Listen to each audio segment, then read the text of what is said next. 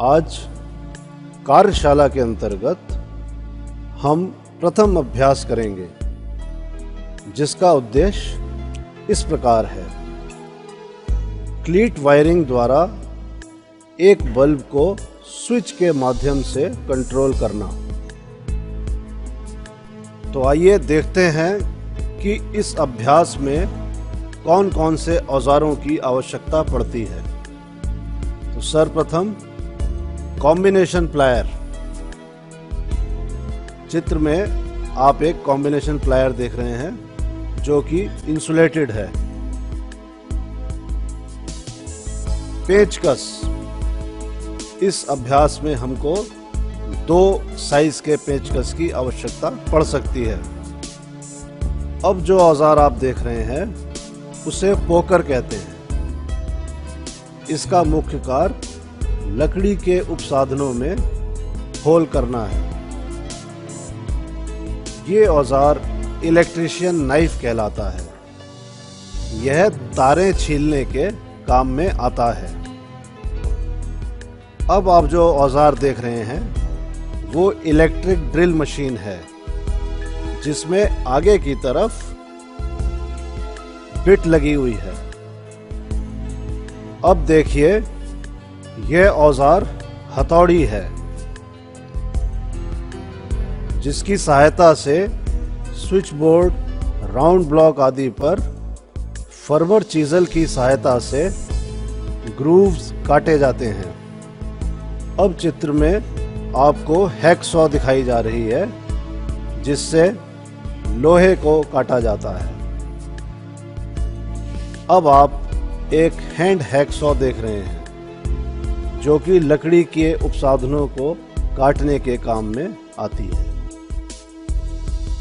अब इस अभ्यास के लिए हम देखेंगे कि कौन सी सामग्री आवश्यक है। सर्वप्रथम वुडन बोर्ड। चित्र में आप एक 7/4 का टीक वुड बोर्ड देख रहे हैं। यहाँ पर ये राउंड ब्लॉक आपको दिखाया जा रहा है। यह वुडन राउंड ब्लॉक है। अब आप एक स्विच देख रहे हैं। यह स्विच टम्बलर टाइप स्विच है। 5 एम्पियर 1 वे टम्बलर स्विच। इसका ढक्कन हटा करके अगर देखें तो आप देख सकते हैं कि कहां पर हम तार कसेंगे। इस स्विच के अंदर 4 होल्स करने पड़ेंगे, जिसमें 2 होल्स तार निकलने के लिए व 2 होल जिसमें कि यह स्विच लकड़ी के बोर्ड पर कसा जाएगा। अब आपको एक बैटन होल्डर दिखाया जा रहा है। बैटन होल्डर के अंदर 2 होल होते हैं, जिससे कि यह उपसाधन राउंड ब्लॉक पर कसा जाएगा। लेकिन तार कसने के लिए इसके बैक साइड में 2 टर्मिनल होते हैं। अब आप वायरिंग अभ्यास में प्रयुक्त होने वाले पीवीसी तारों को देख रहे हैं। यह तार PVC insulated multi stranded copper wire है तथा इसका साइज 1 वर्ग मिलीमीटर व 1.5 वर्ग मिलीमीटर है। अब आप चित्र में क्लीट देख रहे हैं। यह 2 वे क्लीट है तथा ये 2 भागों में मिलती है। ये देखिए, ये इसका लोअर पोर्शन है जिसको बेस कहते हैं, और यहाँ पर इसका अपर पोर्शन दिखाया जा रहा है जो कि बेस के ऊपर कसा जाएगा। इसको कसने से तारें बंध जाती हैं। इनके अलावा इस अभ्यास में प्रयुक्त होने वाले कुछ पेंच भी आपको दिखाए जा रहे हैं। यह पेंच आधी इंची के स्टील स्क्रू तथा 1 इंच के वुडन स्क्रू हैं। साथ ही साथ बोर्ड को कसने के लिए 1.5 इंच के वुडन स्क्रू दिखाए जा रहे हैं। तो आइए अब अभ्यास शुरू करते हैं। सर्वप्रथम कागज पर सर्किट डायग्राम बनाया जाएगा।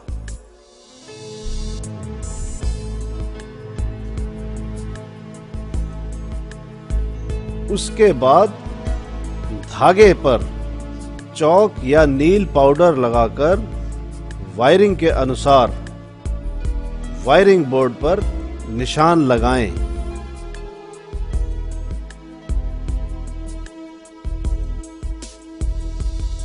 तत्पश्चात पोर्सलीन क्लीट के जोड़ों को पोकर और पेंचकस की सहायता से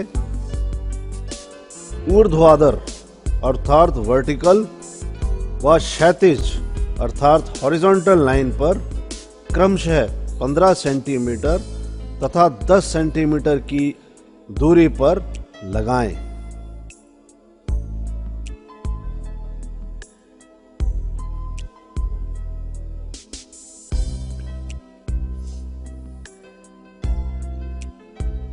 अब सर्किट डायग्राम के अनुसार केबलों को क्लीटों के खांचों में डालें और केबलों को खींचकर क्लीटों को फिक्स करें।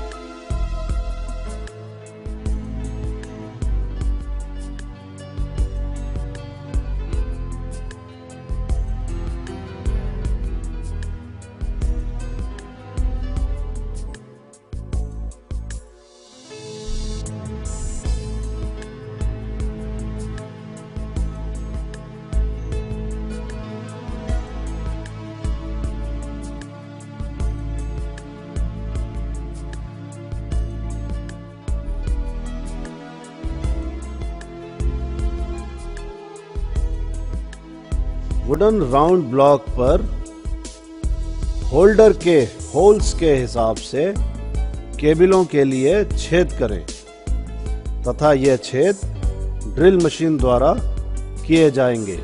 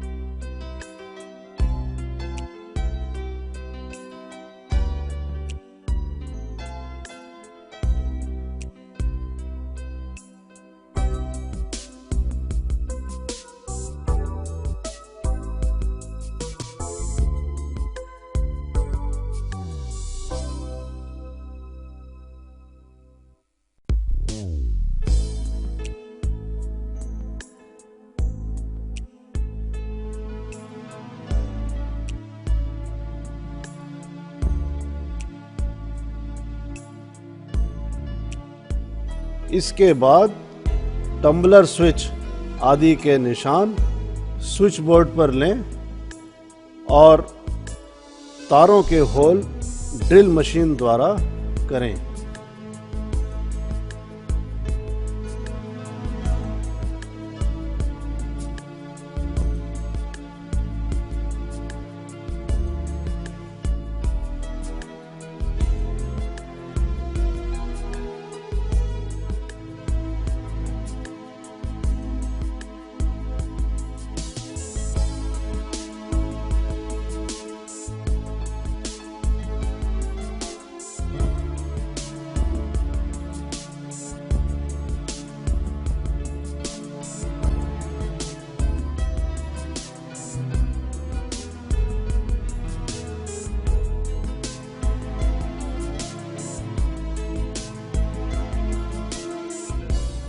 अब राउंड ब्लॉक व स्विच बोर्ड को तार निकालकर वायरिंग बोर्ड पर कस दें।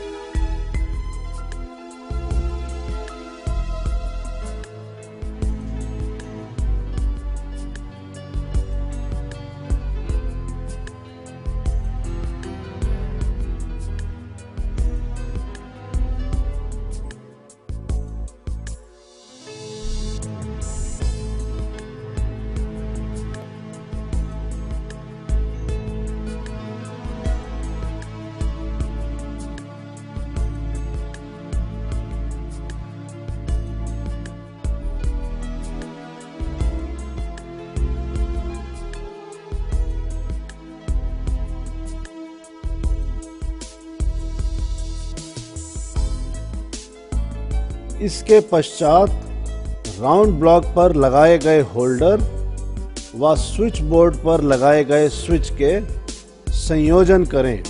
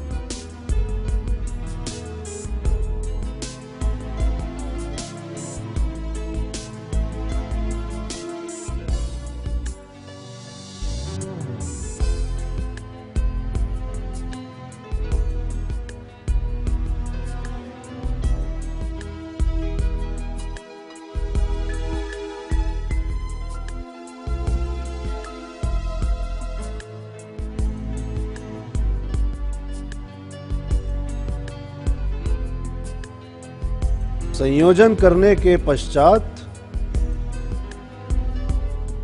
अपने अनुदेशक महोदय से सर्किट को चेक करवाएं और स्वीकृति मिलने के पश्चात सर्किट को सीरीज लैंप द्वारा चेक करें।